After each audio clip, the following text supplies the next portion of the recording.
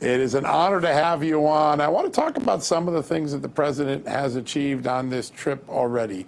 Deals with Australia and Southeastern Asian nations to get us rare earths, putting us back on a better footing after years of China doing that.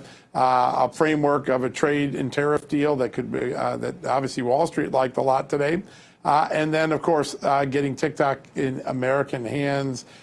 China ran wild for 4 years under Joe Biden, but it feels like President Trump is starting to level the playing field. What are you seeing? What do you expect to come out of the meeting with President Xi later this week? Well, John, one of the things that I'm seeing is that we need not be too quick to forget that Joe Biden and his leadership retreated from the world stage.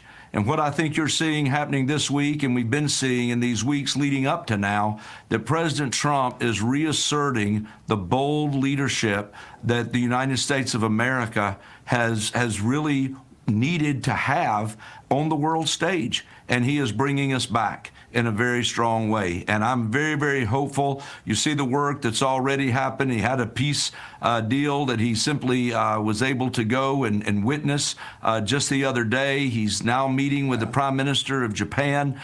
He's looking for more trade opportunities. I know some things to try to help our farmers here in the United States, even the soybean purchases of some other countries. So there are things like that he is doing that I'm very, very excited about. And then, of course, much of this is leading up to the meeting that he's going to have with President Xi toward the end of the week. And the framework is already, it seems, to be put in place for that meeting. And I'm very, very grateful American leadership is back under this president. And I think the American people ought to be very excited.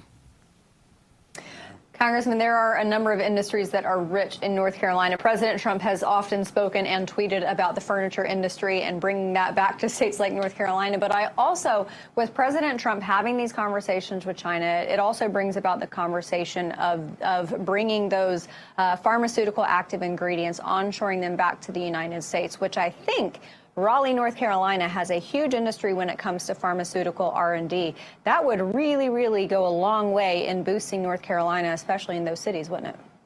No doubt about it. Research Triangle Park there in Raleigh is a big area that we see this kind of research being done and leading the way around the country. And so this will be a big boom to our entire community. And we're seeing all kinds of things that are a boom. We've seen Amazon that's bringing $10 billion to my district that we're very excited about. In fact, on Thursday, I'll be a part of a ceremonial groundbreaking that we'll be doing for that in Richmond County. So just some amazing things that are happening, that this president is taking seriously the trade efforts and really just rebuilding our economy.